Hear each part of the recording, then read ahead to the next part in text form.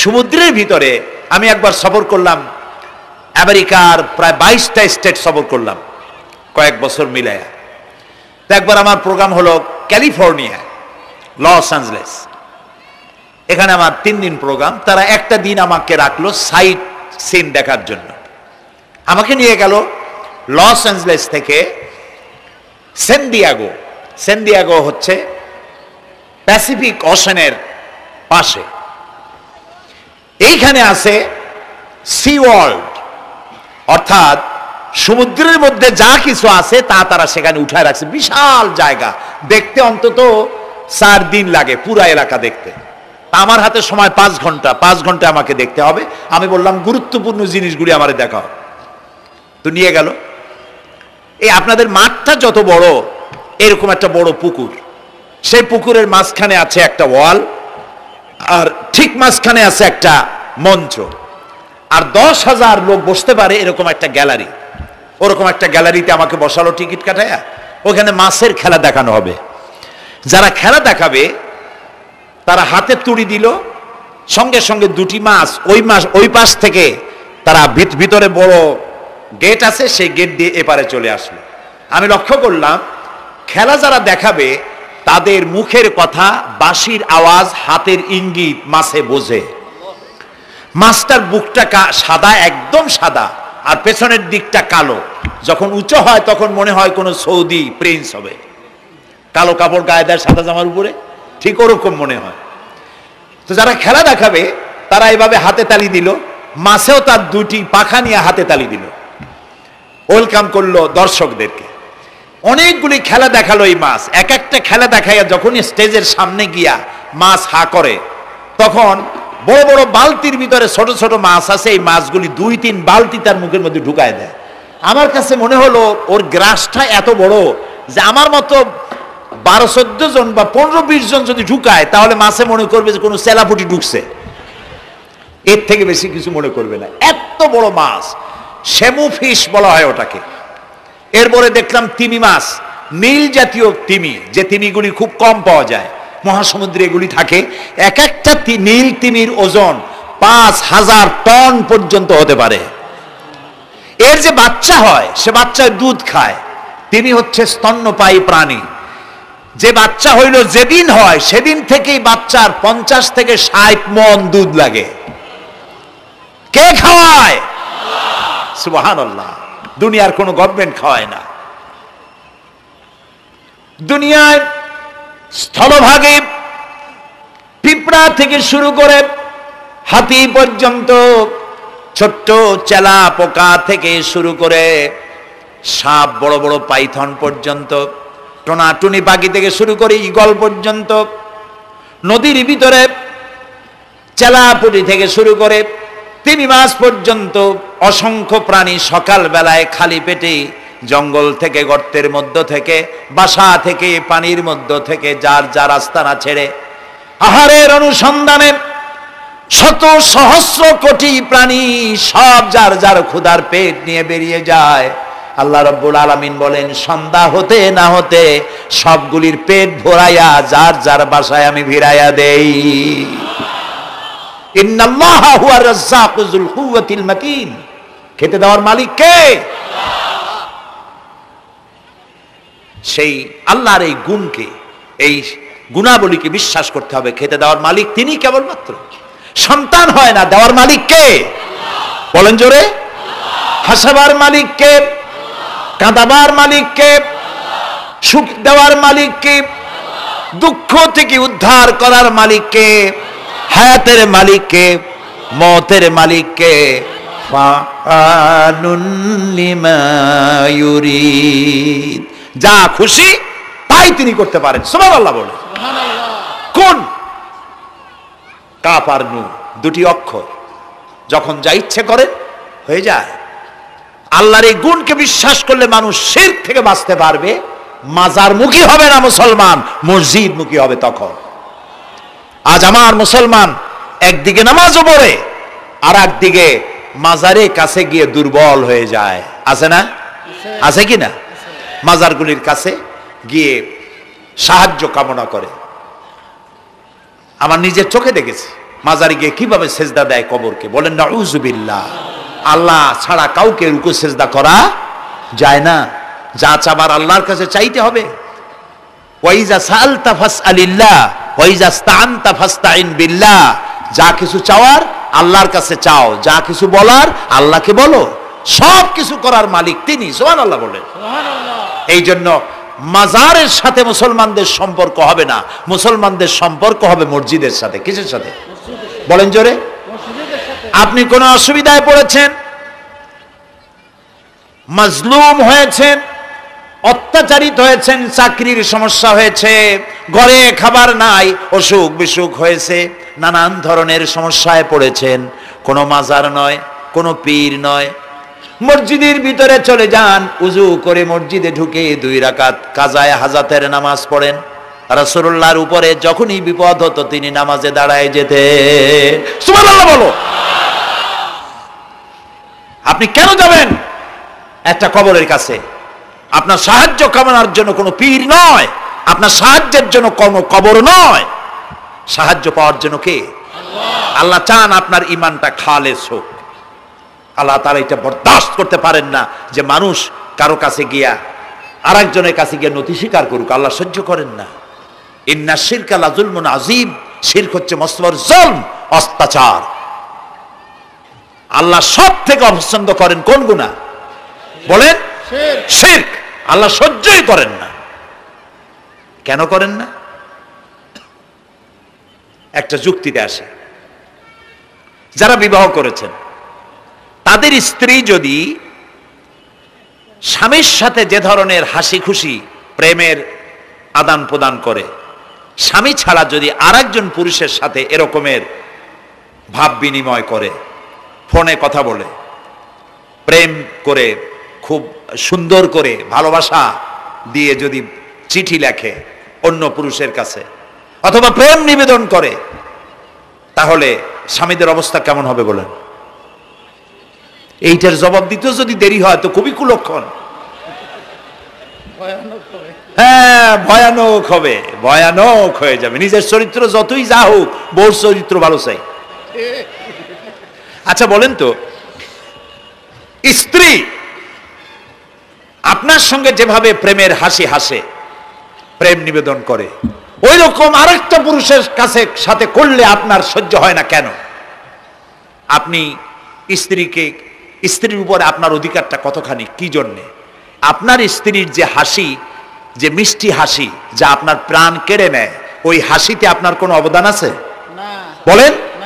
তার যে টানা টানা চোখ, সুন্দর ভ্রু, মাথায় অনেক লম্বা চুল, শরীরটা সুন্দর, যৌবন, রূপ, এর ভিতরে আপনার কোনো অবদান আছে? হ্যাঁ আছে, একটু তো আছেই। আপনি যে মুখ দিয়ে বউটা হাসে, সেই ঠোঁটে একটু লিপস্টিক লাগাইছেন। যে চোখের জন্য আপনি পাগল, সেই চোখে একটু কাজল লাগাইছেন। শরীরটাকে পেঁচাবার জন্য সুন্দর একটা শাড়ি কিনে দিছেন। একটা শাড়ি দিয়ে, একটু লিপস্টিক কিনে দিয়ে, চুলের একটা ক্লিপ কিনে দিয়ে, একটা ভালো শাড়ি কিনে দিয়া স্ত্রীর উপরে যদি এত অধিকার আছে যে কোনদিন মৃত্যু পর্যন্ত কোন প্রেমের হাসি, ভালোবাসার আদান প্রদান আপনি ছাড়া আর কারো সাথে করতে পারবে না, এইটা যদি আপনার অধিকার এভাবে প্রতিষ্ঠিত হয়, তাহলে এই হাসি যিনি দিলেন, এই দাঁত, এই সুন্দর চোখ, এই রূপ, এই যৌবন যে আল্লাহ তাআলা দিলেন, তার সামনে কোনো পীর অথবা কবরের সামনে যদি হাত পাতে আল্লাহ বরদাস্ত করেন না। কথা কি বুঝে আসছে? কথা বুঝে আসছে? আলহামদুলিল্লাহ বলেন। আলহামদুলিল্লাহ। বুঝলেই আমাদের কষ্ট সার্থক। আলহামদুলিল্লাহ বলি। আমরা যেন আল্লাহরে চিনতে পারি, বুঝতে পারি। আমার বিশ্বাস করুন, কোরআন আমার সামনে, আল্লাহর কসম, কোন জীবিত পীর, কোন মৃত্যু পীর আমার ভাগ্যের ভালো বা মন্দ করার কোন অধিকার রাখে না, রাখে না, রাখে না। কোন পীর ফু দিয়ে আমার ভাগ্যকে ভালো বানাই দিতে পারবে না, পারবে না। এবং আমার একটা চুলও বাঁকাও করতে পারবে না। খাইরিহি ওয়া শাররিহি মিনাল্লাহ তাআলা। আমার ভালো, আমার মন্দ করার একমাত্র মালিক কে? আল্লাহ। এক আঙ্গুল আকাশের দিকে উঁচু করে চিৎকার দিয়ে বলুন, কে? আবার বলেন, আবার বলেন, আবারও বলুন। হাত নামান। আল্লাহ কবুল করুন, বলেন আমিন। আমার এই বক্তব্য দিয়ে আমি কোনো পীরকে অমর্যাদা করছি না। পীর সাহেবদের কাছে পীর কোনো শরীয়তের শব্দ নয়। কোরআন এবং হাদিসে কোথাও পীর বলে কোনো শব্দ নাই। এটি ফার্সি শব্দ। এই শব্দের অর্থ হলো বৃদ্ধ। তো পীর যদি বৃদ্ধ হয় ভালো কথা, তিনি যদি আলেম হন আরো ভালো কথা। কিন্তু বাপ পীর ছিল, উনিও সেই সুবাদে পীর। ইলেম নাই, তোনার নিজের কাছেই তো টর্চ নাই। আপনাকে অন্ধকারে উনিও ম্যানহোলের মধ্যে পড়বে, আপনারে নিয়ে পড়বে। আলেম হইতে হবে, পীর যদি হয় আলেম হইতে হবে, 1 নম্বর কথা। 2 নম্বর কথা হলো তিনি ব্যবসায়ী হবেন না। ধর্মের নামে তিনি ব্যবসা করবেন না। তিনি মানুষকে হেদায়েতের পথ দেখাবেন। প্রয়োজনে জেলে যাবেন, প্রয়োজনে ফাঁসির মঞ্চে দাঁড়াবেন। তিনি নিজেকেই ইসলামের সব আমি করি, আর ইসলাম কারো কাছে নাই। যারা ইসলাম করলো 70-80 বছর ধরে, রাজনীতির পথ দেখালো, তারা ইসলামের দল না, ওনারটাই ইসলামের দল। এই ধরনের ফাজলামি বক্তব্য থেকে বিরত থাকতে হবে। এই ধরনের বেয়াদবিপূর্ণ বক্তব্য থেকে বিরত থাকতে হবে। আমার দোকানে খাঁটি ঘি পাওয়া যায়, আর কারো দোকানে খাঁটি ঘি পাওয়া যায় না। ইসলাম নিয়ে এই ধরনের মনোপলি বিজনেস করতে দেওয়া হবে না। প্রিয় ভাই সব, আমরা পীর সাহেবদের চিনি। পীর ছিলেন শাহজালাল রহমতুল্লাহ আলাইহি। সুবহানাল্লাহ। যুদ্ধ করা লাগে নাই, আজান দিয়েছেন, মূর্তির মাথা ভাঙ্গা চুর চুর হয়ে পড়ে গিয়েছে। গৌর গোবিন্দ পলায়া কুল পায় নাই। লোকেরা যায় তার মাজারে গিয়ে গজাল মাছ জিয়ারত করে আসে, কিন্তু তরবারিটা দেখে আসে না। দোধারি তরবারি এখনো আছে। সুবহানাল্লাহ বলেন। পীর ছিলেন হযরতে বাহাউদ্দিন নকশবন্দি, মুজাদ্দিদ আল ফিসানি রহমতুল্লাহ আলাইহি, বড় পীর আব্দুল কাদের জিলানী রহমতুল্লাহ আলাইহি, খাজা মঈনুদ্দিন চিশতি রহমতুল্লাহ আলাইহি, শাহজাহান আলী রহমতুল্লাহ আলাইহি। কত ওলিউল্লাহর মাজার দিয়ে আমার দেশ ভরা। আলহামদুলিল্লাহ কর। আলহামদুলিল্লাহ। আরে একদিকে মানুষকে মুরিদ বানায়া মুরিদের টাকা দিয়ে নিজেদের পকেট ভরেন নাই। ওনারা এরকম করতেন না, এইরকম করতেন। আর রাসূলুল্লাহ বলেছেন এই রকমের হাতের মর্যাদা নাই, এই হাতের মর্যাদা। আমি পীর দেখছিলাম, বাইতুল শরীফের পীর হযরত শাহ আব্দুল জব্বার সাহেব, আল্লাহ তাআলা জান্নাতুল ফেরদাউসের মেহমান বানায়নি। এই বাংলাদেশে শত শত মসজিদ, মাদ্রাসার এতিমখানা তৈরি করে গেছেন। সুবহানাল্লাহ।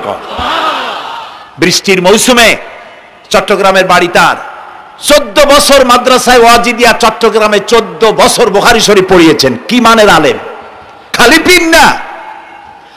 মুরিদরা যত টাকা দিত, এই টাকা দিয়ে বড় বড় মাদ্রাসা মসজিদ করেছেন। আর বৃষ্টির সময় সাথী সঙ্গী নিয়ে বস্তি এলাকায় যেতেন, পলিথিন দিয়া ছাওয়া, বাচ্চা আর তার স্বামী নিয়ে কাতরায় এক কোনায় বসে আছে, খাবার নাই, চাউল নাই, অসুস্থ। তাদের চাউল দিয়ে আসতেন, তাদের রান্না করার শাকসবজি দিয়ে আসতেন, ওষুধ দিয়ে আসতেন, হাড়ি পাতিল দিয়ে আসতেন। বন্যা হলে, তুফান হলে টাকা উজাড় করে যা মুরিদরা দিত সবগুলি উজাড় করে মানুষের খেদমত করতেন। সুবহানাল্লাহ। কাজেই যারা জামায় অনেকগুলো পকেট সমানে নিতে থাকে আর ভরতে থাকে এইভাবে করে, এই ব্যবসায়ীদেরকে পরিত্যাগ করতে হবে। পীর হচ্ছে ওই সমস্ত লোক যারা নাকি ধর্মের নামে ব্যবসা করে না, বরং আল্লাহর দ্বীনকে প্রতিষ্ঠা করার জন্য কথা বলে। প্রিয় ভাই সব, আমাদের জেহেন সাফ করতে হবে, পরিষ্কার করে বুঝতে হবে আমার ভালো আমার মন্দ কে করতে পারেন? আল্লাহ। সম্রাট শাহজাহান নাম শুনেছেন? কোথার বাদশা বলেন? দিল্লির সম্রাট। সম্রাট শাহজাহান, পৃথিবী জোড়া নাম তার। কবি বলছেন, শাহনে জাহাं को जिन्हें फख्र से देते थे बाज, वाज कब्र में है सूरह अलहम्दु की मोहताज। যে শাহজাহানকে কর দিয়া ট্যাক্স দিতে পারলে জনগণ নিজেদেরকে গৌরবান্বিত বলে মনে করত, সেই শাহজাহান কবরে শুয়ে আছে, সূরা ফাতিহার মুহতাজ হয়ে আছে। সুবহানাল্লাহ। যদি কেউ আমার কবরের কাছ থেকে হেঁটে যাইতো আর একটু সূরা ইখলাস পড়ে সবরেসানি করতো, আমি কিছু পাইতাম। আহারে, এই এতিম ফকির হয়ে শুয়ে আছে। এক ফকির দিল্লি ঘুরতেছে। একজন বলছে, ভাই তোমারে তো খয়রাত করে দেখতেছি আমি সেই ছোটবেলা থেকে, খালি তুমি খয়রাত করো। একটা জিনিস আপনারা মনে রাখবেন, গরিব, আজকে যারা গরিব পরিশ্রমের মধ্য দিয়ে কালকে তারা ধনী হতে পারে, কিন্তু যারা ভিক্ষুক, যারা ভিক্ষা করে, জিন্দেগিতে কোনোদিন তারা বড় হতে পারবে না। ভিক্ষা করা যাদের অভ্যাস, জীবনেও বাড়ি করতে পারবে না, জীবনেও ধনী হইতে পারবে না, কিন্তু গরিব ধনী হইতে পারবে। কারণ হলো আল্লাহর কাছে দুইটা বৈধ জিনিস অত্যন্ত ঘৃণিত। কয়টা? একটা হলো তালাক, আর একটা হলো ভিক্ষাবৃত্তি, মানুষের কাছে চাওয়া। আল্লাহ পছন্দ করেন না। তো ভিক্ষুক ঘুরতেছে, একটা লোক বলল, মিয়া তোমার তো সারা জীবনই খরচ করতে দেখি। খরচ করবো না, করবো কি? যার কাছে যাই সে দেয় 4 আনা 2 আনা 1 টাকা, এর বেশি তো দেয় না। তেদি আমি কেমনে বড় লোক হবো? কয় যে তুমি বাদশারে চোখে দেখো না, বাদশারে চোখে দেখো না। কয় বাদশার কাছে কি আমার মতো লোক যাইতে পারে নাকি? কল না, যাইতে হবে, যাও। বাদশা একবার যাবা, এমন দেওয়া দেবে জীবনে আর তোমার খরচ করা লাগবে না। পাতি শিয়ালের পিছনে ঘুরে তো লাভ নাই। পাতি শিয়ালে খায় মুরগি, তোমার একটা ঠ্যাং দেবে, দাঁতের খেলালের কাজ হবে না। বাঘের পিছনে ঘোরো, বাঘে খায় গরু আর হরিণ, একটা রান দিলে তুমি 1 সপ্তাহ খাইতে পারবা।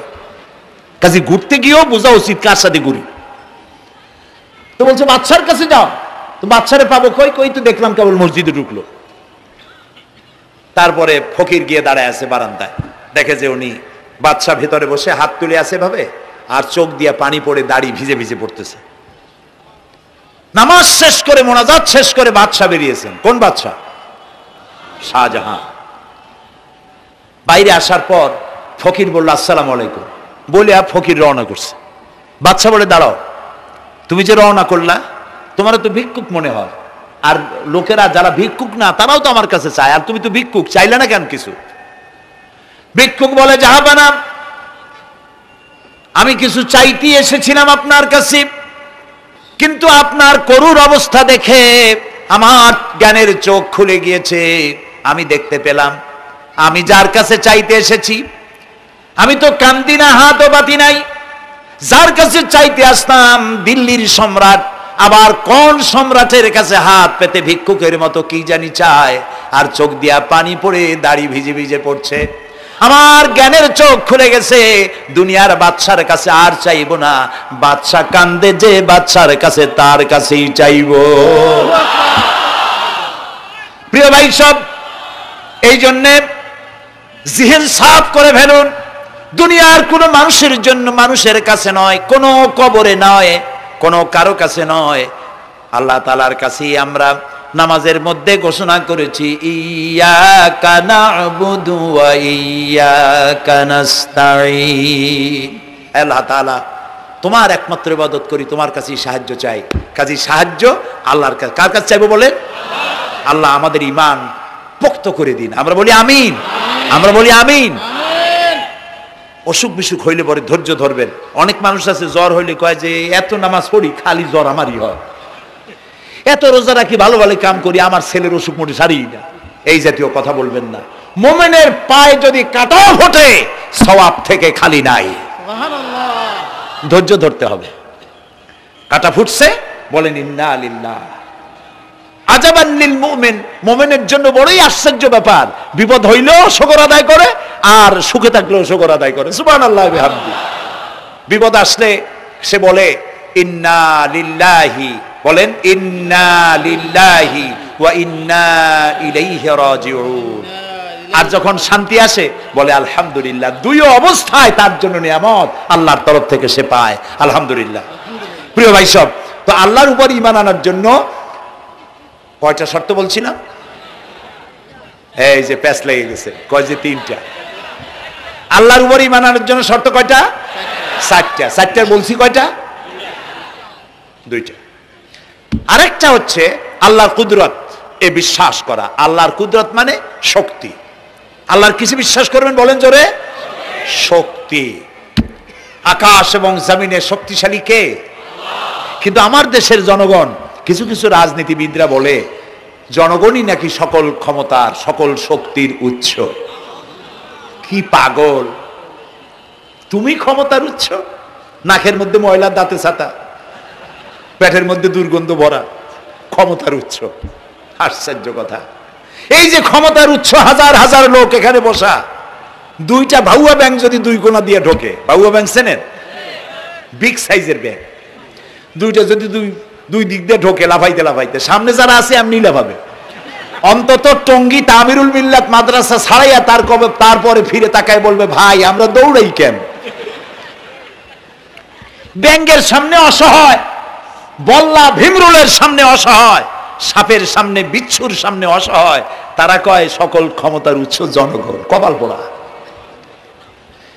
ক্ষমতার উৎস জনগণ নয়, এটা কোরআনের সাথে কন্ট্রাডিকশন হয়। এ কথায় আল্লাহ বলেছেন আন্নাল কুওয়াতা লিল্লাহি জামিয়া, সকল ক্ষমতার উৎস কে? চিল্লায় বলো ক্ষমতা কি দেখছেন? মাত্র 1.5 মিনিট। কয় মিনিট? মাত্র 1.5 মিনিট। আল্লাহ বলেছেন কোন, সাথে সাথে তামিলনাড়ু, মালয়েশিয়া, ইন্দোনেশিয়া, থাইল্যান্ড, মালদ্বীপ, শ্রীলঙ্কা 2 লক্ষ লোক শেষ, 1 লক্ষের খোঁজ নাই। সমুদ্রের পানি 33 ফিট উঁচু হয়ে এসছে। সুবহানাল্লাহ কই দিচ্ছে করে না? বিজ্ঞানীরা বলেছেন ভারত মহাসাগরের তলদেশে ফাটল ধরেছে, ওর কয়েক কিলোমিটার নিচে ভূমিকম্পের উৎপত্তি হয়েছে। ভারত মহাসাগরের পানি 3 হাত না 4 হাত, কত কিলোমিটার আল্লাহই জানে।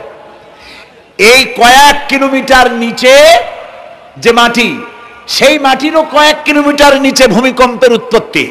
এখান থেকে ভূমির কম্পন হয়েছে, সেই ভূমিকম্পে সমস্ত মহাসাগরের মধ্যে, ভারত মহাসাগরের মধ্যে জলকম্পন শুরু হয়েছে। পানির কম্পন, মাটির কম্পন একসাথে। 33 ফিট উঁচা, মানে 4 তলা বিল্ডিং এর মতো উঁচু হয়ে আসছে পানি। 4 তলা পরিমাণ উঁচু হয়ে পানি চলে আসছে। বাড়ি গাড়ি সব কিছু খড় কুটার ন্যায় সব উড়িয়ে দিয়েছে। এগুলোরে কপাল পোড়া নাস্তিক যেগুলি, তারা বলে প্রাকৃতিক দুর্যোগ। ওর বাপের মাথা। আচ্ছা, প্রাকৃতিক দুর্যোগ, প্রকৃতি কি? কোন জন্তুর নাম? প্রকৃতি কোন জন্তু জানোয়ারের নাম? প্রকৃতি নিজে চলে না কেউ তাকে চালায়? কে চালায়? কপাল পোড়ারা তা বুঝে না। বিশ্ববিদ্যালয়ের শিক্ষক হয়েছে তো, আল্লাহ দিয়ে আসি কোথায়? তবে সব খারাপ না, ভালো আছে আলহামদুলিল্লাহ। কিছু আছে কপাল পোড়া। বিশেষ করে শান্তিনিকেতনে যারা পড়াশোনা করে আসে, সাহিত্য চর্চা করে, এই সাহিত্য চর্চা করতে করতে এক পর্যায়ে কপাল পুড়ে যায়। আল্লাহরে চিনতে পারে না, সব চেনে আল্লাহরে চেনে না। আল্লাহ এখন চিনাইতেছে ভালো করে। প্রিয় ভাই, সব কওমে আদ, কওমে সামুদ, এগুলিকে আল্লাহ তারা ধ্বংস করেছেন। কিয়ামতের আগে এই যে 7টা আকাশ, এই আকাশ সম্পর্কে অবিশ্বাসীরা তারা বলেছে আকাশ বলতে কিছুই নাই, এটা নাকি অনেক দূরে, তাই নীলা নীলে দেখা যায়। কি কপাল পোড়া চিন্তা করেন, নীলা নীলা দেখা যায়। এই আকাশ মহাশূন্য। এই আকাশগুলিকে, আকাশ কয়টা? কয়টা স্তর? 7টা। এগুলি কাতাইয়ে সিজিল্লিল কুতুব। কোরআনে কারিমে আল্লাহ তাআলা বলেছেন কিতাবের পৃষ্ঠার মতো কিয়ামতের আগে একটার পর একটা ঠাস ঠাস করে পড়বে, ভেঙে চুরে চুরমার হয়ে যাবে। ওয়াইদাল বিহারু ফুজ্জিরাত, আল্লাহ তাআলা বলছেন ইদাস সামাউ ফাতারাত ওয়াইদাল কাওয়াকিবু ইনতাসারাত ওয়াইদাল বিহারু ফুজ্জিরাত। আকাশের তারকা সমূহ বিক্ষিপ্ত হয়ে পড়বে। অসংখ্য তারকারাজি, বিশাল বিশাল তারকা বিক্ষিপ্ত হয়ে পড়বে। চন্দ্র সূর্য একটার সাথে আরেকটা ধাক্কা লেগে চাঁদ আর সূর্য আলো হারিয়ে ফেলবে, একাকার হয়ে যাবে। পাহাড়গুলো উঁচু করে আল্লাহ তাআলা জমিনের উপরে আছাড় মারবেন, কাল ইহনিল মানফুস, তুলার মতো উড়ে চলে যাবে। সুবহানাল্লাহ বলবা না? কত বড় শক্তি আল্লাহ পাকের। ওয়াইদাল বিহারু ফুজ্জিরাত, সমুদ্র সমূহ বিদীর্ণ হয়ে যাবে। সমুদ্রে যত পানি আছে সমস্ত পানিগুলি নিঃশোষিত হয়ে যাবে মাটির তলায়, এবং সেখানে অগ্নুৎপত্তি হবে। কোরআনে কারিমে আল্লাহ বলে দিয়েছেন গোটা সমুদ্রগুলিতে আগুন জ্বলতে থাকবে। এগুলি কিয়ামতের আলামত। আল্লাহ পাকের অফুরন্ত মেহেরবানি। এই যে কানের কাছ দিয়ে গুলিটা চলে গেছে, কানে লাগে নাই। বাড়ির কাছ থেকে কিয়ামত হয়ে গেল, বাংলাদেশে আল্লাহ বাঁচাই দিলেন। সুবহানাল্লাহ বলো, আলহামদুলিল্লাহ বলেন। আমাদের প্রতিবেশী দেশগুলিতে যেভাবে আঘাত লাগছে, ওর 1000 ভাগের 1 ভাগের আঘাত কয়েক সেকেন্ড যদি বাংলাদেশে হতো, আমাদের সব অপরিকল্পিত শহর, রাজুক পারমিশন দিয়েছে 3 তলার, করা হয়েছে 7 তলা। এইভাবে অপরিকল্পিত যত বিল্ডিং আছে এগুলি পচা সিমেন্ট দিয়ে, পচা ইট দিয়ে তৈরি করা হয়েছে। 2-3 সেকেন্ডের ভূমিকম্প যথেষ্ট এই শহর লন্ডভন্ড করে দেওয়ার। অসংখ্য মানুষ মারা যাবে, অসংখ্য বাড়িঘর শেষ হয়ে যাবে। এদেরকে রেস্কিউ করার মতো মডার্ন ইকুইপমেন্টসও গভর্নমেন্টের কাছে নাই। এই জন্য আল্লাহর কাছে সেজদা দিয়া গুনার তওবা করতে হবে, আল্লাহ আমাদের মাফ করে দাও, আমার এই গরিব দেশটাকে কিয়ামত পর্যন্ত এই গজব থেকে বাঁচাও। প্রিয় ভাই সব, আল্লাহ তাআলার ক্ষমতার ওয়াজ আমি আজ করতে পারবো না, অনেক লম্বা হয়ে যাবে। কারণ আমাকে 3টা পুঁজির কথা তো কমসে কম বলতেই হবে, অল্প করে হলেও। শুনবেন তো? আল্লাহ তৌফিক দিক, বলেন আমিন। আল্লাহ তাআলার ক্ষমতায় বিশ্বাস করা, তার প্রচন্ড ক্ষমতা, যা খুশি তাই বলেন করতে পারেন। মরাকে জিন্দা, জিন্দাকে মারতে পারেন, মরুভূমিতে ফুল ফুটাতে পারেন। সুবহানাল্লাহ, যা খুশি তাই করতে পারেন। এই শক্তি সহকারে আল্লাহকে বিশ্বাস করতে হবে। 4 নম্বরে আল্লাহর হুকুম এবং হাকাম, আদেশ নিষেধ। আমি আল্লাহরে বিশ্বাস করি, এই কথার কোনো দাম নাই যদি তার আদেশ না মানি। এই কথার কোনো দাম নাই যদি তার নিষেধকে আমি আমার জীবনে প্রত্যাহার না করে চলতে পারি। মুসলমান বলে দাবি করার কোনো মূল্য নেই।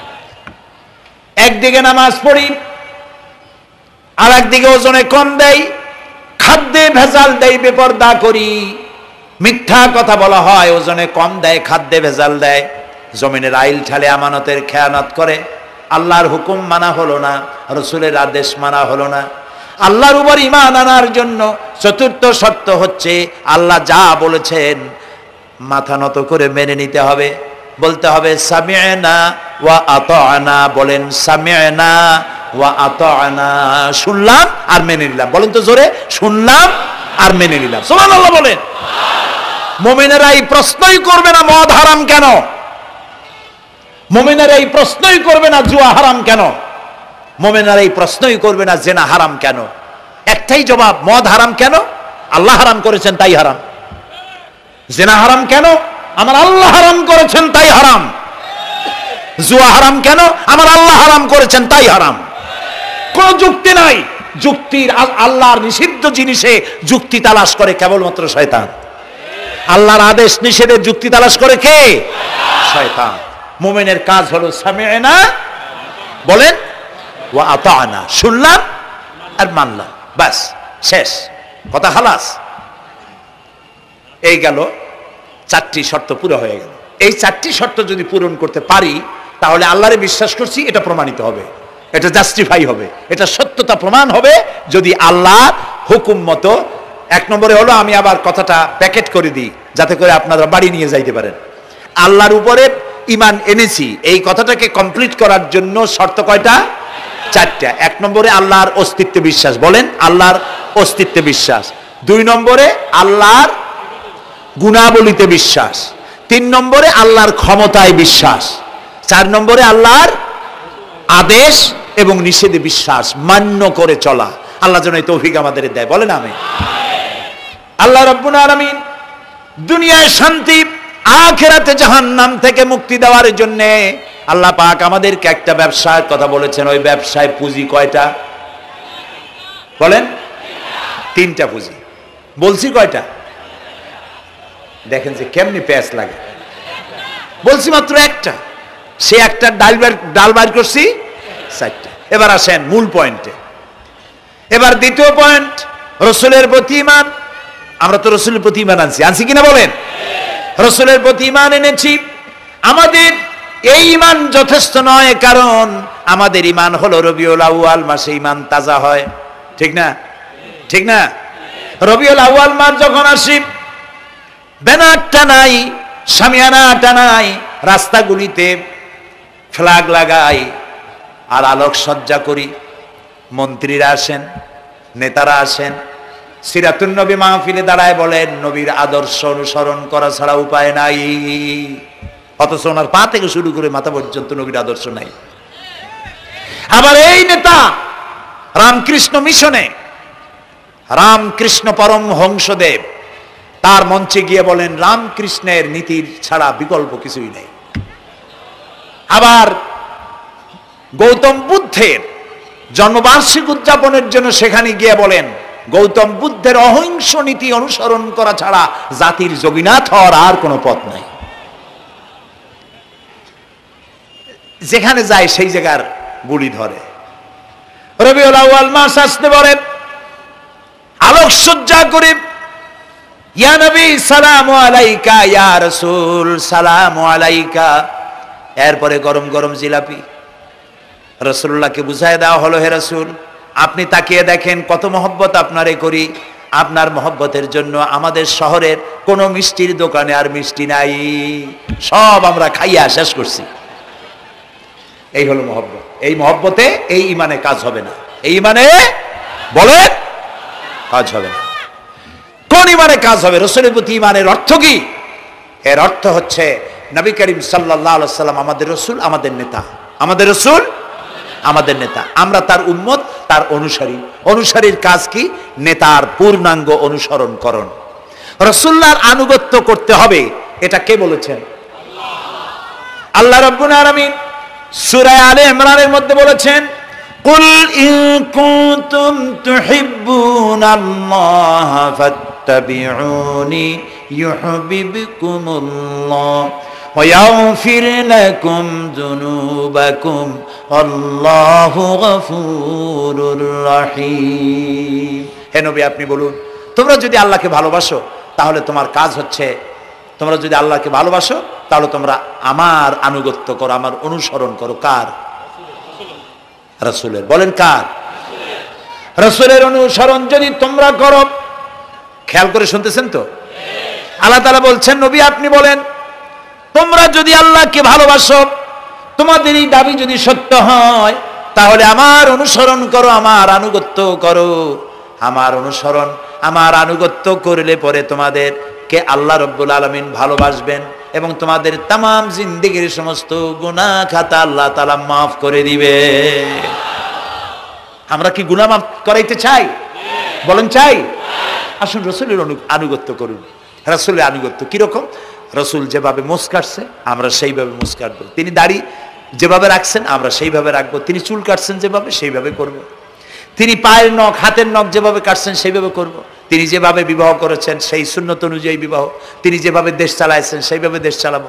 রাসূলের অনুসরণের অর্থ শুধু এই নয় যে তিনি যেভাবে সুরমা লাগাইছেন আমি ওইরকম সুরমা দেব, তিনি যেভাবে কদু খাইছে আমিও কদু খাবো, এইটা নয়। এটা নয়, শুধু রাসূলের আনুগত্য হবে মুরগির ফার্ম থেকে শুরু করে জাতিসংঘ পর্যন্ত, জীবনের সব ক্ষেত্রে। আর বিশ্বাস করতে হবে তিনি শেষ নবী, তারপরে আর কোন নবী আসবে না।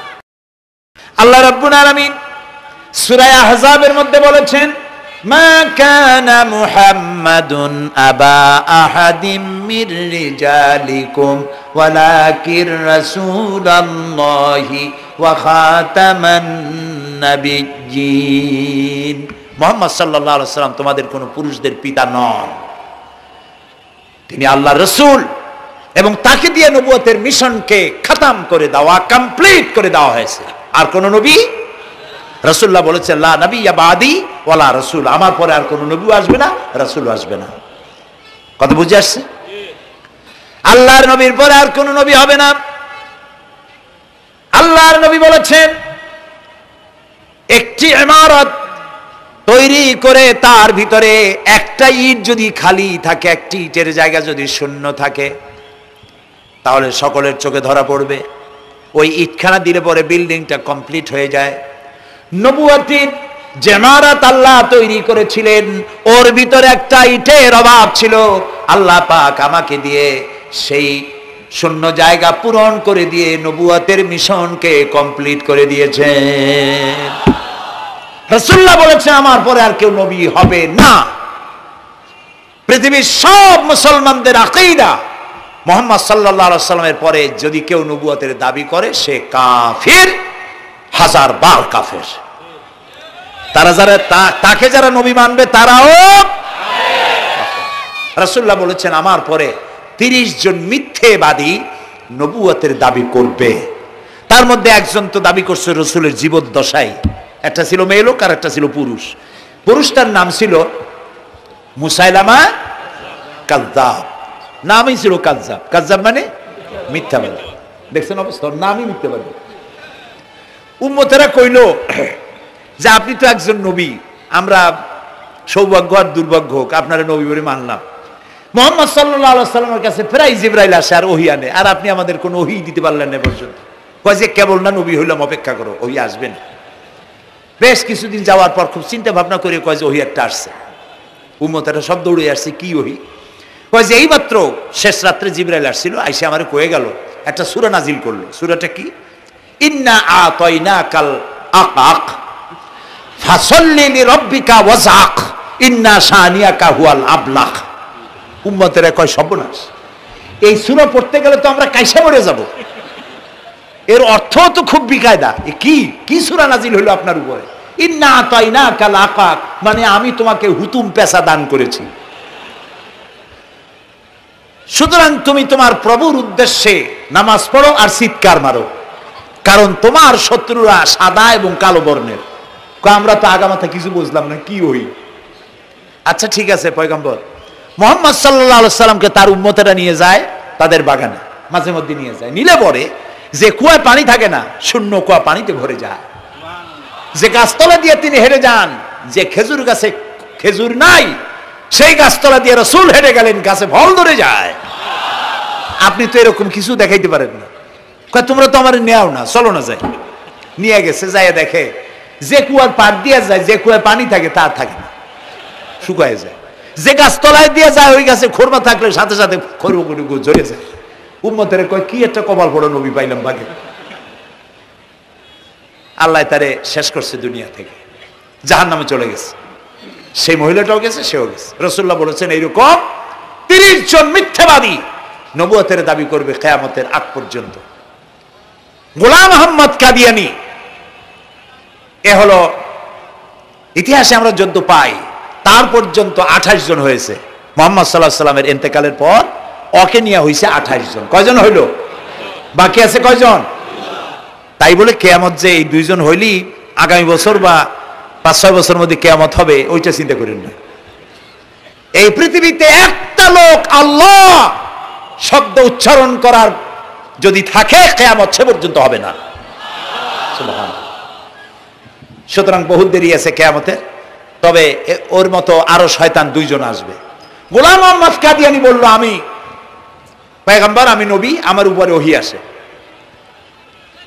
তো তার সঙ্গে ওই যুগের বড় আলেম মাওলানা আতাউল্লাহ শাহ বুখারী রহমতুল্লাহ আলাইহি, তিনি বললেন আচ্ছা তুমি যে নবুয়তের দাবি করো এই শক্তি তুমি পাও কই? কয় যে আমার শক্তি তো কোরআন, কোরআনের মধ্যেই আছে আমার কথা। কোথায়?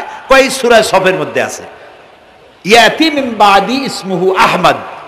ঈসা আলাইহিস সালাম আমার ব্যাপারে ফোরকাস্ট করেছেন, ভবিষ্যৎবাণী দিয়েছেন যে আমার পরে একজন আসবে, তার নাম হবে আহমদ, আমি তো সেই আহমদ। মাওলানা বুখারী বলছেন বেকুব, ঈসা আলাইহিস সালাম যার কথা বলেছেন তার নাম, ঈসা আলাইহিস সালাম যার কথা বলেছেন তার নাম হলো ফকাত আহমদ, আর তোমার নাম হলো গোলাম আহমদ। তাহলে এতে করে বোঝা যায় ঈসা আলাইহিস সালাম যার কথা বলেছেন তুমি সেই আহমদের গোলাম, তো তুমি নবুয়তের দাবি করো কেন? গোলাম আহমদ কয় যে হুজুর আমার নামের আগে গোলাম বৈশা একটু সমস্যা হয়েছে, ঠিক তো গোলামটারে যদি বাদ দেই তাহলে তার আপনি আপত্তি করতে পারেন না আমি আহমদ থাকি আর আপনি আমার উম্মত হয়ে যান। আমি আমার কথা ঈসা আলাইহিস সালাম বলেছেন। মাওলানা বুখারী বলছেন দেখো তোমার ফতোয়া অনুযায়ী তুমি বলছো নামের প্রথম অংশ বাদ দিয়া শেষের অংশ নিয়ে তোমার উপর ঈমান আনতে, তাহলে আমি আমার নাম আতা আল্লাহ, তোমার ফতোয়া অনুযায়ী আমার নামের প্রথম অংশ বাদ দিলাম, আতা গেছে, থাকছে আল্লাহ। আর আল্লাহ হয়ে বলছি তোর মতো গাধারে আমি নবুয়ত দেই নেই। এরপর এই শয়তানের মউত হলো কোথায়? বলেন কোথায়? পায়খানার ভিতরে। এই কাদিয়ানীরা, গোলাম আহমদ কাদিয়ানী কাফের, ওরে যারা নবী বলে মানে তারাও কাফের। প্রিয় ভাই সব, পৃথিবীর 48টি মুসলিম দেশ কাদিয়ানীদেরকে নন মুসলিম মাইনরিটি হিসাবে ঘোষণা দিয়েছে রাষ্ট্রীয়ভাবে। সৌদি গভর্নমেন্ট আইন পাশ করেছে, কিয়ামত পর্যন্ত কাদিয়ানীরা মক্কা মদিনায় প্রবেশ করতে পারবে না। বিগত 100 বছরের ভিতরে কোনো কাদিয়ানী মক্কা মদিনায় ঢুকতে পারে নাই। আজকে বাংলাদেশে খতমে নবুয়তের আন্দোলন নতুন কিছু নয়। দীর্ঘদিন থেকেই উপমহাদেশে খতমে নবুয়তের আন্দোলন চলছে। এই আন্দোলন চলবে যতদিন পর্যন্ত সরকারের পক্ষ থেকে তাদেরকে নন মুসলিম মাইনরিটি ঘোষণা না করা হচ্ছে, আন্দোলন চলবেই। এদের লাশ রাস্তায় ফেলাই দিবা আর 14 কোটি মুসলমান তাকিয়ে তাকিয়ে দেখবে, তা বিশ্বাস করো না। খতমে নবুয়তের আন্দোলন যারা করেন, এই জাতির 14 কোটি মুসলমানের সমর্থন তাদের পেছনে রয়েছে। কাজী তাদের ব্যাপারে উচ্চবাচ্য কথা বলতে গিয়ে ব্যারিস্টার হন, আইনজীবী হন, যেই হন, খতমে নবুয়তের আন্দোলন যারা করে তাদের ব্যাপারে কথা বলতে গিয়ে মুখ সামনে কথা বলবেন। এদেশের মানুষ শহীদ হয়ে যাবে, কাদিয়ানীদেরকে বরদাস্ত করবে না। আমাদের দেশে হিন্দু, থামুন, আমাদের দেশে হিন্দু, খ্রিস্টান, বৌদ্ধ আমাদের দেশের নাগরিক অধিকার ভোগ করে না? আমাদের সমান নাগরিক অধিকার তারা ভোগ করে। কাদিয়ানীরাও হিন্দু খ্রিস্টানদের মতো নন মুসলিম মাইনরিটি হিসেবে এদেশে বসবাস করে নাগরিক সুবিধা ভোগ করবেন, কোনো অসুবিধা নাই। কিন্তু আপনি মুসলমান বলে দাবি করবেন না, শেষ নবী মানবেন না, আমরা এই ব্যাপারে কিয়ামত পর্যন্ত আপোষ করব না। কেবলমাত্র মূর্খ, দালাল, হারামখোর তারাই কাদিয়ানীদের পক্ষ অবলম্বন করতে পারে, ইমানদারেরা পারে না।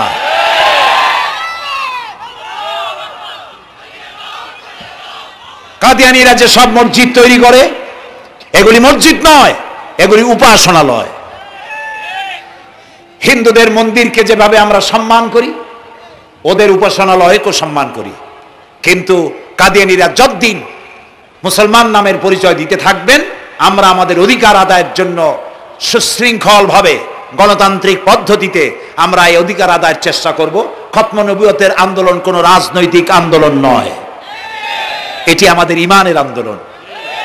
যারা আন্দোলন করতেছেন তারা আমাদের ফরজে কিফায়ার দায়িত্ব পালন করছেন। প্রিয় ভাই সব, রাসূলের প্রতি ঈমান আনতে হলে এরকম ঈমান আনতে হবে, তারপরে আর কোনো নবী আসবে না। তারপরে কথা হলো তাকে অনুসরণ করতে হবে, পায়ের নখকাটা থেকে শুরু করে মাথার চুল পর্যন্ত জীবনের সব ক্ষেত্রে রাসূলের অনুসরণ করতে হবে। তিনি সেনাপতি ছিলেন, শ্রমিক ছিলেন, পিতা ছিলেন, নানা ছিলেন, স্বামী ছিলেন, ঠিক না? তিনি রাষ্ট্রপ্রধানও ছিলেন। আজকে যারা ধর্ম আর রাজনীতি আলাদা করেন তারা মুনাফিক, মুসলমান নয়, তারা কি? মুনাফিক। এই জন্য আমাদেরকে মনে রাখতে হবে, নবী করিম সাল্লাল্লাহু আলাইহি ওয়াসাল্লাম রাষ্ট্র পরিচালনা করেছেন। যারা ধর্ম আর রাজনীতি আলাদা করেন তারা মুসলমান হিসাবে আল্লাহর কাছে পরিচিত হতে পারবেন না।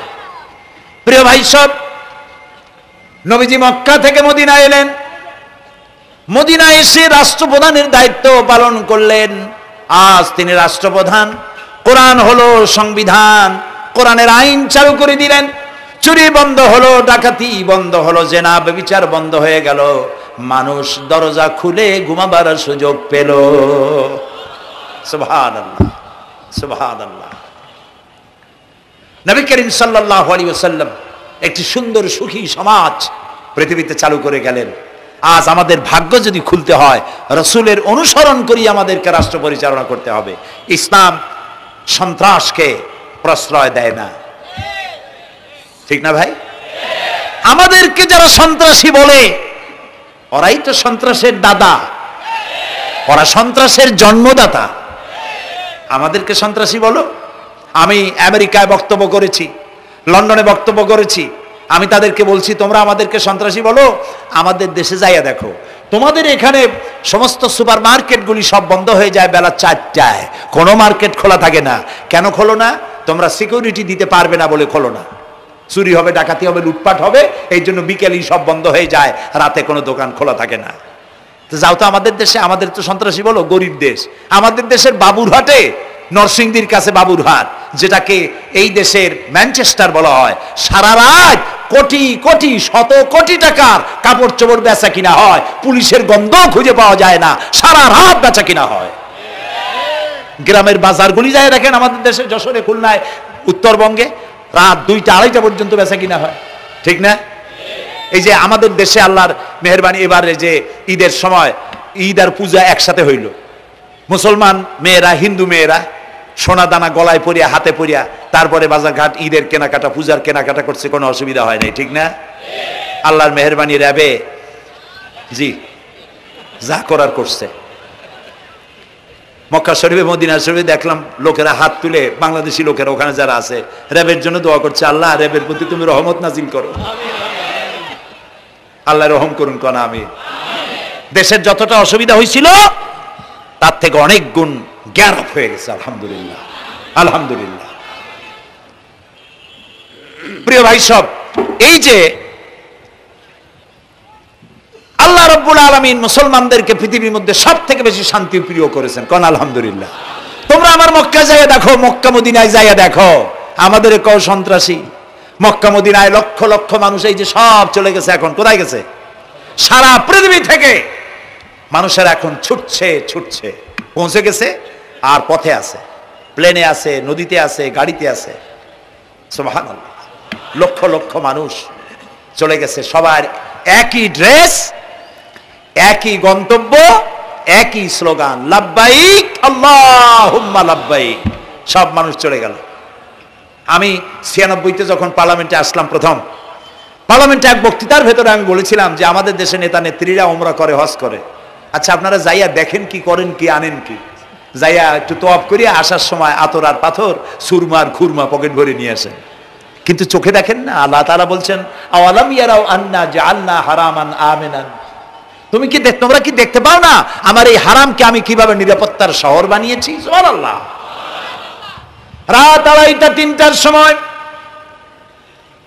চাঁদের মতো সুন্দরী যুবতী মেয়ে একাকিনী, কোনো পুরুষ সঙ্গী ছাড়া, নিজের ডেরা, নিজের তাবু ফেলে কাবা শরীফের ভিতরে এসে গেল, লক্ষ লক্ষ পুরুষের মধ্য দিয়ে আল্লাহর ঘর তওয়াফ করলো, তাহাজ্জুদের নামাজ আদায় করলো, এরপরে দোয়া দুরুদ করে কান্নাকাটি করে মেয়ে লোকটি একাকী লক্ষ লক্ষ মানুষের মধ্য দিয়ে নিজের ঘরে ফিরে গেল। কোন পুরুষের একবার তার চেহারার দিকে নজর পড়েছে তো দ্বিতীয়বার তার রূপ উপভোগ করার মতো সাহস কারো মনের মধ্যে জাগে না। হাজার বছরের ইতিহাস, মক্কা থেকে, মদিনা থেকে, আরাফাত থেকে, মুজদালিফা থেকে, মিনা থেকে একটা নারী লাঞ্ছিতা হয়েছে, ধর্ষিতা হয়েছে, অপমানিতা হয়েছে, এর ইতিহাস নয়। প্রিয় ভাই সব, প্রসঙ্গক্রমে এই টঙ্গী লক্ষ লক্ষ লোকেদের সমাবেশ হয়, আলহামদুলিল্লাহ বলে। হতেই পারে তাবলিগি জামাতের ভাইরা এখানে উপস্থিত হন, সারা দেশ থেকে, বিভিন্ন দেশ থেকেও লোকজন আসে, এক জায়গায় বসে আল্লাহ বিল্লাহ করে, মোনাজাত করে। এটা মনে আসতো তাই বলতেছি। কেউ কেউ এটাকে খুব বাড়াবাড়ি করেন। সে বাড়াবাড়িটা হলো, কেউ কেউ বলেন আরাফাতের পরেই দ্বিতীয় এই সমাবেশ। এই বেয়াদবি শব্দটাকে উচ্চারণ করবেন না আল্লাহর হস্তে। কোথায় টঙ্গী, কোথায় আরাফাত, আর কোথায় টঙ্গী? কি এর সাথে আপনি কি মিলান? আপনি বলুন এখানে লক্ষ লক্ষ লোক হয়েছে, আমরাও দেখতে পাচ্ছি লক্ষ লক্ষ লোক হয়, কিন্তু আপনি কেন দ্বিতীয় সমাবেশ বলেন? কেন আপনি আরাফাতের ময়দানের পরে এই কথা বলেন? মহাগুনা, মহাবেয়াদবি।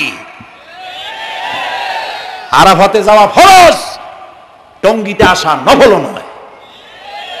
আপনি কিসের সাথে কি তুলনা করেন? জিন্দিগিতে এই চিন্তা করবেন না। কিছু কিছু লোক আছে গ্রামের মধ্যে, অবশ্য কোনো আলেম, কোনো মুরব্বীরা এইসব কথা বলেন না, মূর্খ যারা, তারা এই ধরনের কথা ছড়াইছে গ্রামে। 3 বার টঙ্গীতে আসতে পারলে 1 হজের সওয়াব হয়। বলেন নাউজুবিল্লাহ। শুধু 3 বার না, কিয়ামত পর্যন্ত লোকের এখানে আসতে থাকলে আরাফাতের ময়দানে 1 সেকেন্ডে যে সওয়াব হবে তাও হবে না। আরাফাত হচ্ছে সেই ময়দান যেখানে আদম আলাইহিস সালাম থেকে শুরু করে মুহাম্মদ রাসূলুল্লাহ সাল্লাল্লাহু আলাইহি সাল্লাম পর্যন্ত সব নবীদের চোখের পানি শুকিয়েছে। পৃথিবীর কোটি কোটি মানুষ এখানে কাঁদছে। আর আল্লাহ রাসূল বলেছেন, আল হাজ্জুল মাবরুর লাইসা লাহুল জাযাউ ইল্লাল জান্নাহ। একটা কবুল হজের সওয়াব আল্লাহর কাছে বেহেশত দেওয়া ছাড়া আর কিছুই নেই। মান হাজ্জা লিল্লাহ ফালাম ইয়ারফুস ওয়ালাম ইয়াফসুক রাজা কায়াউমিন ওয়ালাদাতহু উম্মুহু, রাওয়াহুল বুখারী। বুখারী শরীফের হাদিস। রাসূলুল্লাহ বলছেন, আরাফাতের ময়দান থেকে হাজিরা যখন বেরিয়ে যায় সন্ধ্যায়, মা যেমন নিষ্পাপ সন্তান প্রসব করে, আরাফাত থেকে হাজিরা তেমন নিষ্পাপ হয়ে বেরিয়ে যায়। আল্লাহর রাস্তে আপনারা এই তুলনাটা কেউ করবেন না। বলবেন অনেক বড় সমাবেশ হয়েছে, লক্ষ লক্ষ লোক হয়েছে, বাস শেষ। এটা দ্বিতীয় সমাবেশ, আরাফাতের পরের এটা দ্বিতীয় স্থান অবলম্বন করেছে, এইসব বাজে কথা আর একদিনও বলবেন না। মহাবে আদমি যদি কেউ বলে থাকেন আস্তাগফিরুল্লাহ পড়ুন, বলেন আস্তাগফিরুল্লাহ। আল্লাহ সবাইকে ক্ষমা করুন, বলুন আমিন। এখানে আসতে দোয়া কবুল হবেই, কোনো গ্যারান্টি নেই, কোনো গ্যারান্টি নাই। কিন্তু রাসূলুল্লাহ বলেছেন আরাফাতের ময়দানে দোয়া কবুল হয়। রাসূলুল্লাহ বলেছেন আল্লাহর ঘরের কাছে দাঁড়ায়া মুলতাজিমে দাঁড়ায়া এমন কোন দোয়া করি নাই যে আল্লাহ কবুল করেন নাই। কাজে এই সব চিন্তা করবেন না। প্রিয় ভাই, সব রসুলের প্রতি ঈমান আনতে হলে রসুলের জীবনকে জানতে হবে। রসুলের জীবন আমরা অনেকেই জানি না। বাংলা ভাষায় বহুত বইপত্র বেরিয়েছে রসুলের জীবনী সংক্রান্ত, মেহেরবানি করে কিনবেন এবং পড়বেন। রসুলের প্রতি ঈমানের অর্থ হলো রসুলুল্লাহর পা থেকে শুরু করে মাথা পর্যন্ত সবটা আমল করা এবং তাকে মোহাব্বত করা। রসুলকে কি করবো আমরা? কি মোহাম্মদ সে ওয়াফা তূনে তু হাম তেরে ये जहां चीज ही क्या लोह कलम तेरे है। মুহাম্মদ সাল্লাল্লাহু আলাইহি ওয়াসাল্লামের সঙ্গে যদি তুমি মহব্বতের কানেকশন জুড়িয়ে দিতে পারো, তার অনুসরণ আর অনুকরণ যদি করতে পারো, আকাশ আর জমিন তো দূরের কথা, লোহ কলম পর্যন্ত আল্লাহ তোমার জন্য করে দেবে। নবী করিম সাল্লাল্লাহু আলাইহি ওয়াসাল্লামের উপর ঈমান আনার অর্থ হলো তার অনুসরণ অনুকরণ করা। 3 নম্বরে ওয়াতুজাহিদুনা ফি সাবিলিল্লাহি বিআমওয়ালিকুম ওয়া আনফুসিকুম, আল্লাহর রাস্তায় লড়াই করো জান দিয়া আর মাল দিয়া। কি দিয়া কোন তো? জান দিয়া আর মাল দিয়ে। আমরা কিন্তু বলি হুজুর আসি আসি আপনার সাথে, আপনার পিছনে আসি, জানটা দিয়ে দেব। এই মানুষেরা খুব চালাক। আপনি জান দিলে তো মাল থেকে যাবে। আগে দেবেন কি? মাল, পরে দেবেন জান। মাল দিতে হবে, জান দিতে হবে আল্লাহর দ্বীন প্রতিষ্ঠার জন্য। রাসূলুল্লাহ জীবন দিয়ে, সাহাবায়ে কেরাম জীবন দিয়েছেন, রাসূলুল্লাহ রক্ত দিয়েছেন, দান দান মোবারক শহীদ হয়েছে। আমি দেখেছি ওহদের মাঠে, আমি ওহদে যখন সফর করেছি, আল্লাহ বহুবার নিয়েছেন আলহামদুলিল্লাহ। আমাকে সেখানকার একজন আলেম মদিনার, তিনি আমাকে নিয়ে গেলেন ওহদে বেশ কয়েক বছর আগে। ওহদে গিয়ে দেখলাম, আমাকে দেখালো যে নবী করিম সাল্লাল্লাহু আলাইহি ওয়াসাল্লামের যেখানে দান শহীদ হয়ে গিয়েছিল, দাঁত মুবারক শহীদ হয়েছে, রাসূলুল্লাহ বেহুশ হয়ে পড়ে গেছিলেন। তাকে হযরতে আবু বকর, হযরত ওমর, হযরত ওসমান এই 3 জনে উঁচু করে নিরাপদ জায়গায় নেওয়ার জন্য দৌড়াচ্ছিলেন। পাহাড়ের উপরে যখন উঠতেছিলেন, ওই 3 জন রাসূলকে ঘাড়ে করে নিয়ে উঠতেছেন। পাহাড় তখন কাঁপতেছিল, পাহাড় কাঁপতেছে, এত বড় কাঁপন উঠেছে পাহাড়ের। পাহাড় সেই এলাকা থেকে কাগজ কাটলে, কেচি দিয়ে কাগজ কাটলে যেমন রেজা রেজা হয়ে যায়, আমার নিজের চোখে আমি দেখলাম। তিনি আমাকে দেখালেন এই সেই এলাকা যেখানে রাসূলকে উঠানো হয়েছিল। পাহাড় আল্লাহর ভয়তে কাঁপতেছিল তরতর করে। সেই উঁচা জায়গা, একটা বিশ্রামের মতো জায়গা পাহাড়ের মধ্যে, সেইখানে তাকে নিয়ে যখন রাসূলকে যখন শোয়ানো হচ্ছিল, পাহাড় কাঁপতেছে। নবী করিম সাল্লাল্লাহু আলাইহি ওয়াসাল্লাম তখন বলছেন, উসবুতি ইয়া জিবাল, উসবুতি ইয়া জিবাল, ইন্নাকা আলাইয়া নবিয়ান ওয়াস সিদ্দিকিন ওয়াস শাহীদাইন। হে পাহাড়, উসবুতি ইয়া জিবাল, হে পাহাড় থেমে যা, তোর উপর আল্লাহর নবী, তোর উপরে সিদ্দিক আর 2 জন শহীদ দাঁড়িয়ে আছে, থেমে যা। পাহাড় থেমে গেল। সিদ্দিক হযরত আবু বকর, 2 জন শহীদ তোর উপরে, হযরতে ওমর, হযরতে ওসমান রাদিয়াল্লাহু তাআলা আনহুমা। কবে শহীদ হবে রাসূলুল্লাহ আজকে বলতেছেন, তোর উপরে 2 জন শহীদ দাঁড়িয়ে আছে। এইভাবে কষ্ট করেছেন নবীজি, ক্ষুধায় কষ্ট করেছেন, যুদ্ধ করেছেন। তবে সেই যুদ্ধ আক্রমণাত্মক ছিল না, ডিফেন্সিভ ছিল। আক্রমণকে প্রতিহত করার জন্য তিনি লড়েছেন। প্রিয় ভাই সব, এত কষ্ট করার পর তিনি যে দিন কায়েম করে গিয়েছিলেন, আল্লাহ তাআলা বলছেন ওয়াতুজাহিদুনা ফি সাবিলিল্লাহি, আল্লাহর রাস্তায় লড়াই করো জান দিয়ে আর মাল দিয়ে আমার দিনকে প্রতিষ্ঠা করার জন্য। যদি তোমরা ইসলাম বুঝে থাকো এরই মধ্যে তোমাদের জন্য কল্যাণ নিহিত রয়েছে। সুবহানাল্লাহ বলেন, এরই মধ্যে কল্যাণ। সুতরাং শুধু টুপি মাথায় দিয়ে নামাজ পড়লেই হবে না, নামাজও পড়তে হবে, আল্লাহর হুকুম হাকাম মানতে হবে, রোজাও রাখতে হবে, হজও করতে হবে, যাকাতও দিতে হবে, স্ত্রীকে পর্দায় রাখতে হবে, আমলে আখলাকে সিরাতে সুরাতে চলনে বলনে ব্যবসায় বাণিজ্যে বক্তৃতায় রাজনীতি অর্থনীতি সমাজনীতি সব জায়গায় আল্লাহ এবং রসুলের পূর্ণাঙ্গ আনুগত্য করার নামই হলো মুসলমান হয়ে যাওয়া। সুবহানাল্লাহ। এই মুসলমান হইতে পারবো আমরা? আল্লাহ যেন তৌফিক দেখেন, আমিন। সবাই বলেন আমিন। আমি এখন আপনাদের নিয়ে মোনাজাত করবো। মোনাজাতের আদব বসা, দাঁড়ানো ভাইয়ের একটু বসেন। এই যত মানুষ দাঁড়ায় আছেন মেহেরবানি করে একটু বসেন। আমি কিন্তু একবারও বলিনি আপনারা বসেন। দাঁড়ানো ভাইরা মেহেরবানি করে বসেন, মোনাজাত করব আপনাদের নিয়ে। প্রায় 2 লক্ষ লোক মারা গেছে ভূমিকম্পে, আর 1 লাখের উপরে নিখোঁজ। তাদের জন্য দোয়া করবেন না? যে আল্লাহ আমাদের বাঁচাই দিলেন তাদের জন্য, তার জন্য দোয়া শুকর আদায় করবেন না? সুতরাং বসেন, বসতে বলছি, দাঁড়াতে বলিনি।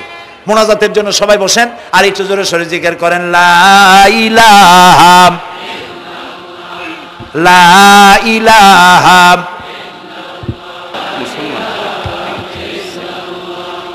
ঘামে শেষ হয়ে গেছে।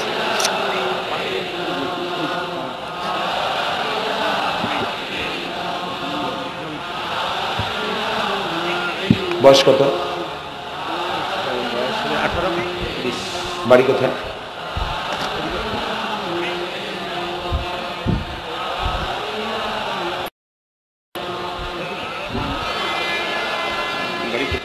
একটু জোরে লা ইলাহা। এফিডেভিট করছো? বসো বসো।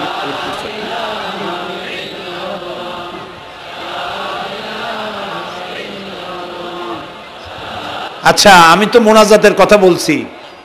মোনাজাত থুয়ে যদি কেউ হাঁটে তো এটা একটা বড় বদকিসমতির ব্যাপার। এত মানুষ একসাথে আল্লাহর কাছে মোনাজাতের লোভ কিভাবে সামলান? কেমনে হাঁটেন? এক যুবক ইসলাম কবুল করার জন্য আসছে। সঙ্গীতেই থাকো।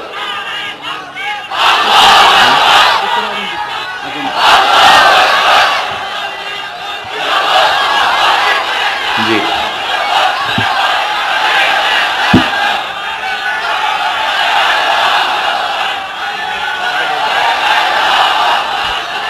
এই ছেলেটি বাড়ি হলো বগুড়ায়, থাকে উত্তরায়। এই ছেলের বাপের নাম শ্রী সুধীর চন্দ্র সরকার, আর তার নাম হলো চঞ্চল কুমার সরকার। বর্তমান নাম পছন্দ করেছে বশির উদ্দিন। বলো লা ইলাহা ইল্লাল্লাহু মুহাম্মাদুর রাসূলুল্লাহ। আল্লাহ ছাড়া কোনো ইলাহ নাই, মাবুদ নাই, উপাস্য নাই। মুহাম্মদ সাল্লাল্লাহু আলাইহি ওয়াসাল্লাম আল্লাহর প্রেরিত রাসূল। আশহাদু আন লা ইলাহা ইল্লাল্লাহু ওয়াহদাহু লা শারীকা লাহু ওয়া আশহাদু আন্না মুহাম্মাদান আবদুহু ওয়া রাসূলুহু। আমি সাক্ষ্য দিচ্ছি আল্লাহ ছাড়া কোনো ইলাহ নাই, মাবুদ নাই, উপাস্য নাই। তিনি এক, তিনি একক, তার কোনো অংশীদার নাই। আমি আরো সাক্ষ্য দিচ্ছি মুহাম্মদ সাল্লাল্লাহু আলাইহি ওয়াসাল্লাম আল্লাহর বান্দা এবং তার প্রেরিত রাসূল। বলো আসসালামু আলাইকুম। আপনারা জবাব দেন। এই ছেলেটি এখন আমাদের মধ্যে নিষ্পাপ। আমাদের সকলের আমলনামায় পাপ আছে। রাসূলুল্লাহ বলেছেন, যখন একজন মুশরিক ইসলাম কবুল করে, কালেমা পড়ে, বিশ্বাস করে, অর্থ সহকারে উচ্চারণ করে, তার পিছনের সমস্ত গুনাহ খাতাকে আল্লাহ তাআলা মাফ করে দেন। সুতরাং আমরা তার জন্য দোয়া করি, আল্লাহ যেন তাকে খাঁটি মুসলমান বানায় দেন। আমরা সবাই বলি আমিন। প্রিয় ভাই সব, মোনাজাতের পর এশার আজান হবে, আমরা বা জামাত এশার নামাজ পড়ে যাব ইনশাআল্লাহ। বলেন ইনশাআল্লাহ। এত বড় জামাত আমরা কোথাও পাবো না, এবং জীবনে আরেকটা জামাত এরকম পাবো তার কোনো নিশ্চয়তাও নাই, ঠিক না ভাই? নামাজ আমরা আদায় করে যাব 5 ওয়াক্ত, কি বলে এখানে সারা জীবন 5 ওয়াক্ত নামাজ সঠিকভাবে আদায় করব, আর এশার নামাজ আমরা এখানে জামাতে আদায় করে যাব। আর এই বিশাল মাহফিল তৈরি করতে অনেক খরচ হয়েছে, আপনারা নিশ্চয়ই দেখতে পান এত বড় প্যান্ডেল করতে কত টাকা খরচ হতে পারে, এবং তারা প্রচেষ্টা করেছে। আপনারা এই লাইটিং, মাইকিং, প্যান্ডেল, স্টেজ, তারপরে পোস্টার, গেট ইত্যাদি তৈরি করতে বহু টাকা খরচ হয়েছে। আপনারা যাওয়ার সময় মেহেরবানি করে তাদেরকে চতুর্দিকে ড্রাম এবং চাদর নিয়ে লোকেরা দাঁড়িয়ে থাকবে, আপনারা আল্লাহর রাস্তায় তাদেরকে কিছু সহযোগিতা করে যাবেন। রাজি আছেন আপনারা? রাজি আছেন? আল্লাহ আপনাদেরকে তৌফিক দিন। মা বোনেরা যারা এসছেন, মা বোনদের জন্য আজকে তেমন কোনো কথা বলতে পারলাম না, তবে যা বলেছি নারী এবং পুরুষ সকলের জন্য সমভাবে প্রযোজ্য। আপনাদের জন্য একটু বেশি করতে হবে। এই রাসূলুল্লাহ বলেছেন, আল মারআতু ইজা সাল্লাত খামসাহা ওয়া সামাত শাহরাহা ওয়া আতাআত বালাহা ওয়া আহসানাত ফারজাহা। রাসূলুল্লাহ বলেছেন, যেসব মহিলারা 5 ওয়াক্ত নামাজ সঠিকভাবে আদায় করে, রমজান মোবারকের রোজা রাখে, সতীত্বের হেফাজত করে, স্বামীর আনুগত্য করে চলে, কিয়ামতের দিন ওই সব মহিলারা আল্লাহর জান্নাতের যে দরজা দিয়া খুশি সেই দরজা দিয়া জান্নাতে প্রবেশ করতে পারবে। সুতরাং আপনারা এই কথাগুলি মেনে চলুন, আল্লাহ আপনাদেরকে তৌফিক দিন।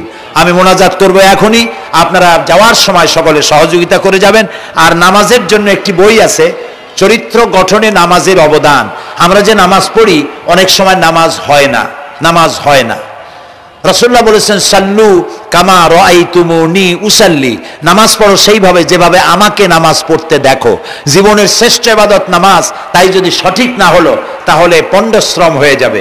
এই জন্য নামাজ কিভাবে মানুষের চরিত্রে অবদান রাখে আর নামাজটা কেমনে পড়তে হবে, রাসূলুল্লাহ কিভাবে পড়েছিলেন, সেটি আমার এই বইটিতে লেখা আছে। এটি চরিত্র গঠনের নামাজের অবদান। এখানে লাইব্রেরি আসছে, কোথায় আপনারা খুঁজে বের করে সেটা নিয়ে যাবেন। আর একটি হলো সূরা লোকমান। সূরা লোকমানের 2টা রুকুর তাফসীর করেছিলাম আমি চট্টগ্রামে, মাত্র 2 রুকুর তাফসীর। এই 2 রুকুর তাফসীর 5 দিনে শোনার পর 48 জন হিন্দু, বৌদ্ধ, মুসলমান হয়ে গিয়েছিল।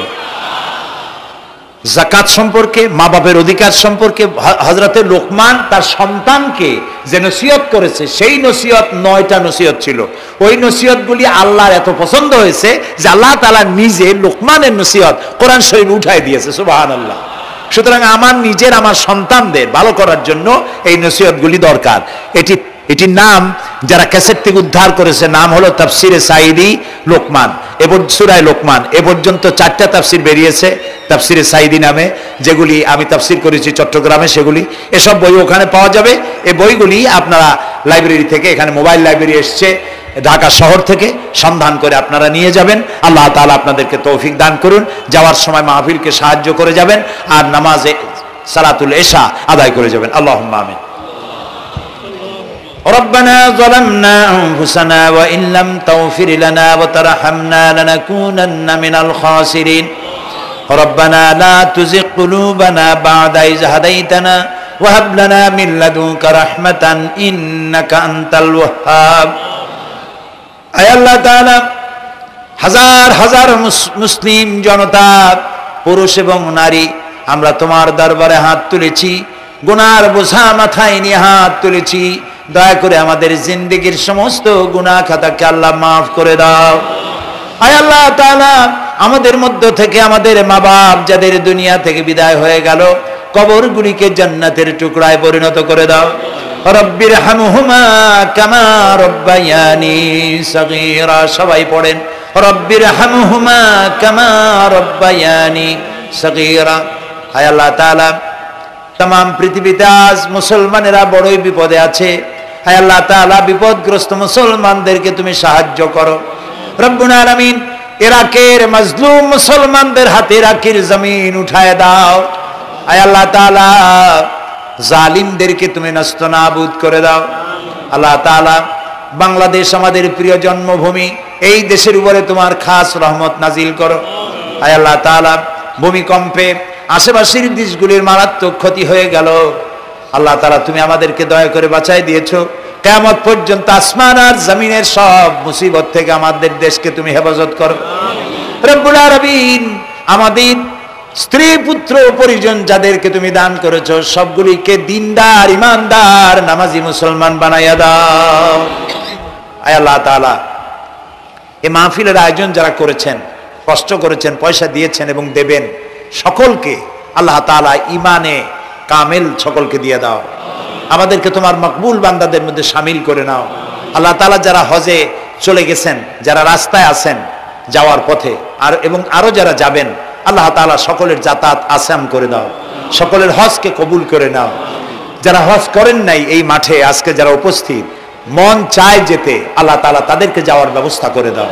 আল্লাহ তাআলা মা বোন যারা এসেছেন, মা বোনদের গুনাহ খাতাকে মাফ করে দাও, মা বোনদের অসুখ ব্যাধি মাফ করে দাও, তাদের কেমন আমল করার তৌফিক দাও যাতে করে কিয়ামতে হযরতে আয়েশা খাদিজার সঙ্গে হাসর নসিব হয়ে যায়।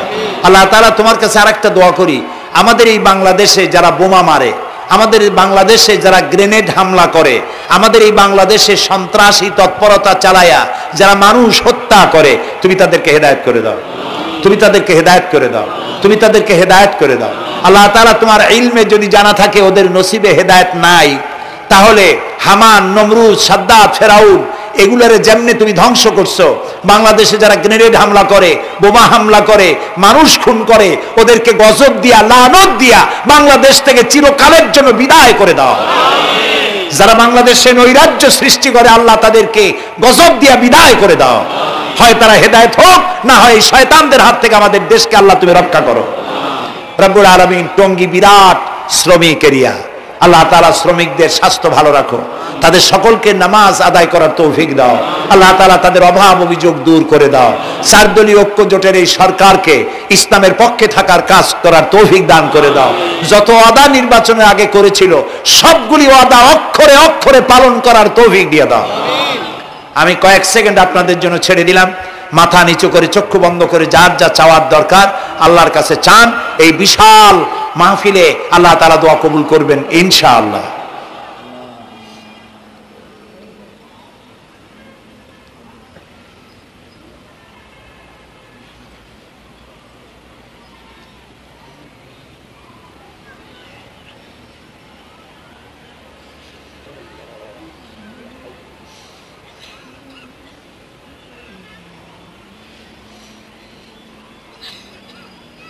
আয় আল্লাহ, তোমার আরশে আজিম থেকে তুমি দয়া করে তোমার রহমতের নজর দিয়ে টঙ্গীর এই মাঠের দিকে তাকাও। আল্লাহ তাআলা, আমরা কোন পীর বুজুর্গ, খাজা বাবা অথবা দুনিয়ার কোন শক্তির কাছে, রাজা বাদশার কাছে হাত তুলি নাই, বিশাল আকাশের মালিকের কাছে হাত তুলেছি, আমাদের রবের কাছে হাত তুলেছি। তুমি বলেছো দুনি আস্তাজিবু লাকুম, আমারে ডাকো আমি সাড়া দেব। আল্লাহ তাআলা, আমরা ডাকতেছি, তুমি দয়া করে সাড়া দাও।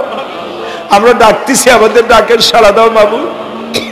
আমাদের যাদের রোগ ব্যাধি আছে আল্লাহ দয়া করে শেফায়ে আজেলা দাও, শেফায়ে কামেলা দাও। আল্লাহ তোমার কাছে আরেকটা বিনীত দোয়া করি, আল্লাহ তুমি আমাদের জন্মসূত্রে যেসব নিয়ামত আমাদের শরীরে দিয়েছো, নাক, কান, চোখ, হার্ট, কিডনি, চলৎ শক্তি, বলার শক্তি, আল্লাহ মৃত্যুর আগ পর্যন্ত শরীরের এসব নিয়ামতের একটাও ছিনায় নিও না বাবু।